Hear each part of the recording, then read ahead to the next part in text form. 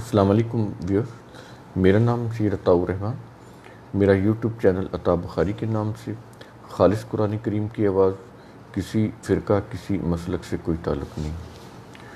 ایک ہماری بہن ثنا صاحبہ ہیں، انہوں نے یہ سوال کیا ہے کہ قبر کے اندر دو یہ چھڑیاں رکھ دیتے ہیں، تو وہ یہ کہتی ہیں کہ میں نے سنا ہے کہ یہ حدیث بھی ہے کہ یہ رکھنی چاہیے۔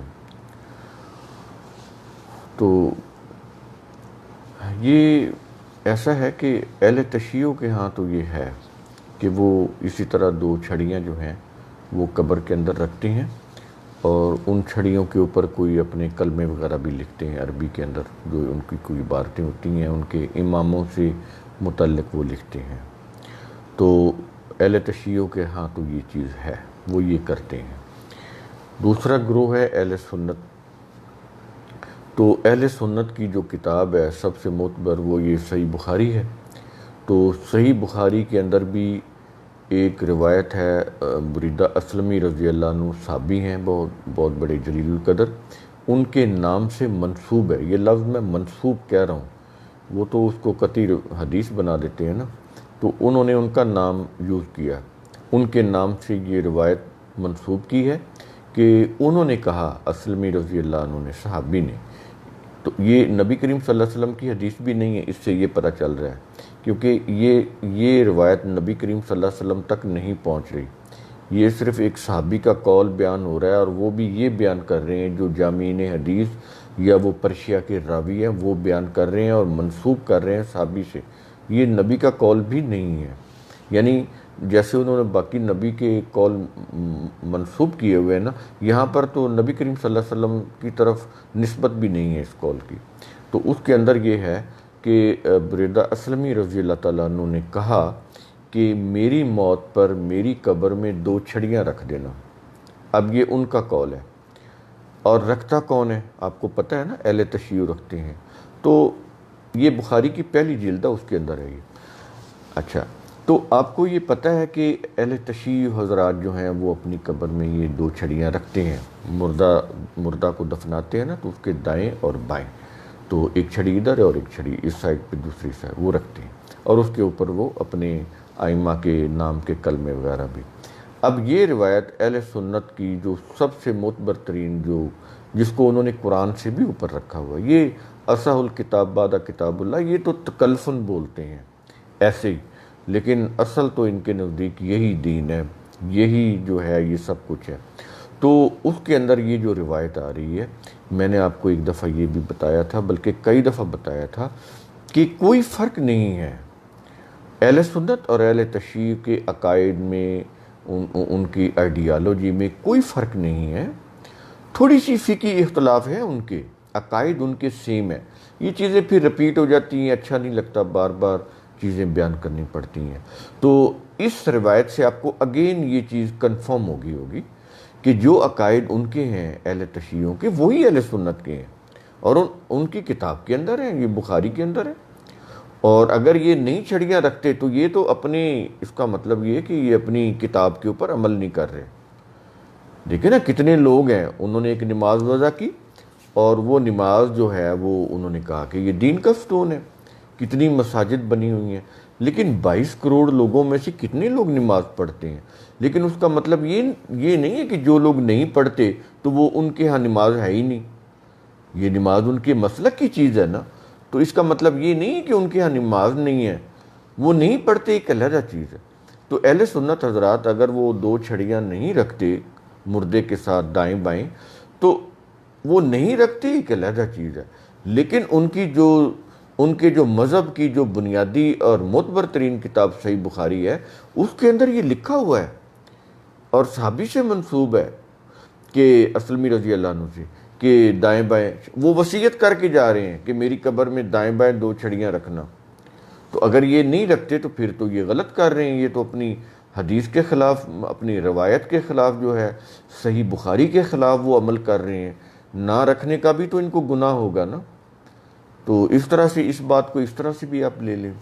تو یہ میں نہ تنزن کہہ رہا ہوں، نہ میں یہ تنقید کر رہا ہوں، میں انتہائی افسوس اور درد مندی سے یہ بات کر رہا ہوں کوئی تنقید یا اس میں وہ چیز نہیں ہے، بالکل بھی نہیں ہے۔ بڑی سنجیدگی سے میں یہ کہہ رہا ہوں کہ دیکھو کس طرح سے انہوں نے دین کو بدلا ہے، کیسی کیسی باتیں دین کے اندر۔ وہ قرآن نے کہا تھا نا کہ میرے دین کو کھیل تماشا نہ بنا لینا، انہوں نے اللہ کے دین کو کھیل تماشا بنایا۔ اب وہ مردہ مر گیا، مجھے یہ بتائیں وہ ان دو سوٹیوں کا، لاٹھیوں کا، چھڑیوں کا کیا کرے گا بیچارہ؟ وہ تو مر گیا، اس کی باڈی تو ختم ہو گئی، وہ تو میٹیریل اس کی کلینکل ڈیتھ ہو گئی۔ قیامت سے پہلے قرآن کہتا ہے کہ وہ اس کے نفس، وہ بھی نفس کی بات کر رہا ہے قرآن کریم، کہ جو نفس ہے جس نے اس کی باڈی سے کام کرایا، ہم اس کو دوبارہ جو ہے زندہ کر دیں گے۔ وہ بھی نفس کی بات ہو رہی ہے۔ یہ جو پیکر ہے، جسمانی پیکر، اس کی تو قرآن بات ہی نہیں کر رہا۔ اچھا، یہاں پر ایک اصول ذہن میں رکھ لیں، قرآن کریم کے اندر کہیں بھی موت کے بعد نہ وہ سیکس کی بات کرتا ہے، نہ وہ انسانی جسم کی بات کرتا ہے۔ یہ والا جسم جو ہے، یہ جو فزیکل باڈی ہے نا ہماری، یہ آنکھ، ہاتھ، پاؤں، ناک، کان، گلا، یہ جتنی بھی چیزیں ہیں، قرآن کہیں بھی جب مواخذے کی بات کرتا ہے کہ قیامت کے بعد، کہ مرنے کے بعد جب قیامت آئے گی تو انسان کا مواخذہ ہوگا، اس مواخذے کے اندر کہیں بھی قرآن کریم میں یہ نہیں ہے کہ ہم اس کے ہاتھ پاؤں کو پکڑ لیں گے اور اس کو عذاب دیں گے، بالکل نہیں ہے۔ کس کو پکڑیں گے؟ مواخذہ کس سے ہوگا؟ نفس سے، ہیومن سائیکی سے، جو رولنگ پوزیشن ہے جس نے ہاتھ پاؤں سے کام لیا ہے، کرایا ہے۔ یہ ہاتھ پاؤں تو اس کے محکوم ہے، وہ جیسے ان سے کام لیتا ہے یہ اس کے مطابق یہ کام کرتے چلے جاتے ہیں۔ تو ان کو تو پکڑا ہی نہیں جائے گا۔ انہوں نے اپنی دیکھیں، میں اگر ہاتھ بڑھاتا ہوں، کوئی کسی کا سیلولر سیٹ چوری کرتا ہوں، تو یہ میرے ہاتھ کا اپنا اختیار نہیں ہے۔ اس میرے ہاتھ کو میرے جو نفس ہے اس نے آرڈر کیا ہے کہ آگے بڑھو، اور کوئی نہیں دیکھ رہا۔ آنکھوں کا ڈیوٹی یہ ہے کہ وہ واچ کر رہی ہیں، کوئی دیکھ تو نہیں رہا۔ برین پلاننگ کر رہا ہے، اب برین بھی اسی کے لیے پلاننگ کر رہا ہے۔ اگر وہ اچھا کام کرنا چاہتا ہے تو برین اچھی پلاننگ کرے گا اس کے لیے، اگر وہ کوئی برا کام کرنا چاہتا ہے تو برین اس کے لیے بری پلاننگ کرے گا۔ اب اس کا مطلب یہ نہیں ہے کہ برین برا ہے، نہیں، اس کا اچھا یا برا استعمال وہ ڈیپینڈ کرتا ہے اس کے نفس کے اوپر کہ وہ کام کیا لینا چاہتا ہے۔ یہ محکوم ہے اس کے، برین نے اسی کے لیے پلان کرنا ہے، آنکھوں نے اسی کے لیے واچ کرنا ہے، ہاتھ نے اسی کے لیے آگے بڑھنا ہے، پاؤں نے اسی کے لیے آگے بڑھنا ہے، باڈی نے اسی کے لیے موومنٹ کرنی ہے جو اس کی انٹینشن ہے ہیومن سائیکی کی۔ تو اس میں یہ صورتحال، یہ بنیادی چیز آپ کو سمجھ آنی چاہیے کہ معاملہ کیا ہے۔ تو اس لیے قرآن کریم میں جب مواخذے کی بات ہوتی ہے تو وہ ہیومن باڈی کی بات نہیں کرتا، یہ فزیکل میٹیریل باڈی کی تو بات ہی نہیں کرتا، وہ نفس کی بات کرتا ہے کہ ہم اسے پکڑیں گے جس نے یہ سارے کام کیے ہیں، جس کے پاس ارادہ اور اختیار تھا، اس کو پکڑا جائے گا۔ اب اس کے وہ قبر کے دائیں بائیں آپ دفناتے ہوئے دو سوٹیاں رکھ دیں، دو چھڑیاں رکھ دیں، تو اس نے اٹھ کے کسی کو مارنا ہے؟ یہ کیا کر لے گا؟ اس کا توام پرستی ہے نا۔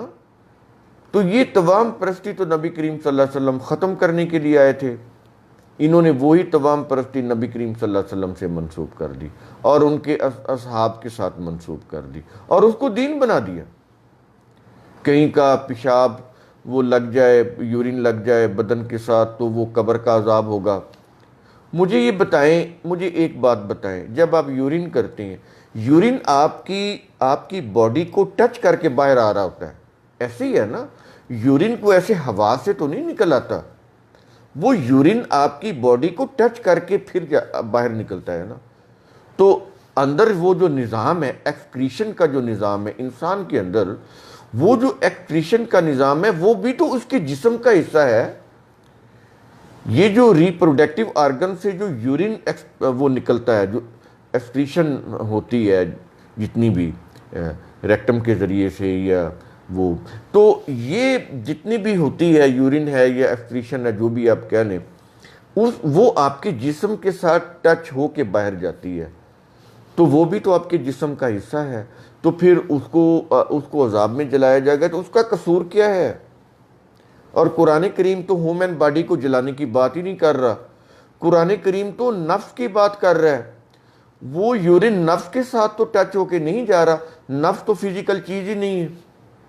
یہ جو نفس ہے جس نے انسانی جسم سے کام کرایا ہے وہ تو فزیکل چیز ہی نہیں ہے، نہ وہ فزیکل کوئی ریکوائرمنٹ اس کو چاہیے، اس کو کام کرنے کے لیے ایک جسمانی پیکر دیا ہوا ہے۔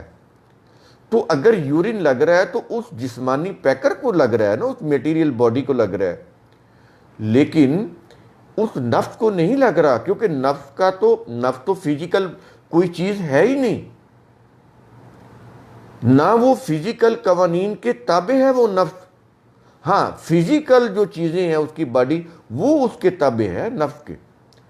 یہ قرآن کریم کا اصول ثم تتفکروا، میں بار بار اسی لیے کہتا ہوں کہ آپ اس کی روح سے جب سوچیں گے تو یہ آپ کو ایسے قصے کہانیاں کے لگیں گے کہ آپ سر پکڑ کر بیٹھ جائیں گے کہ ہمارے ساتھ ہوا کیا ہے، کیسی کیسی توہم پرستی پر مبنی روایات جو ہیں وہ لا کر ہمیں توہم پرست بنایا گیا ہے۔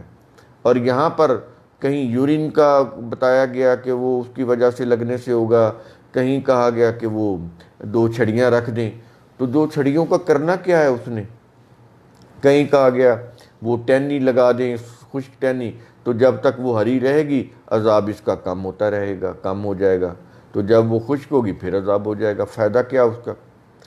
پتہ نہیں کب قیامت آنی ہے، اور ایک دفعہ جس نے لگائی ہے پتہ نہیں دوبارہ لگائے گا کہ نہیں لگائے گا۔ تو یہ ساری چیزیں توہم پرستی پر مبنی ہیں، اور یہ فرقوں کی چیزیں ہیں، مسالک کی چیزیں ہیں، دین کا اس سے کوئی تعلق نہیں، عقل و فکر کا اس سے کوئی تعلق نہیں۔ جب قرآن کی بات ہوتی ہے تو وہ عقل و فکر کی ہی بات ہوتی ہے۔ یہ میں صرف سمجھانے کے لیے بات کر دیتا ہوں، عقل و فکر اور قرآن 2 الگ چیزیں نہیں ہیں۔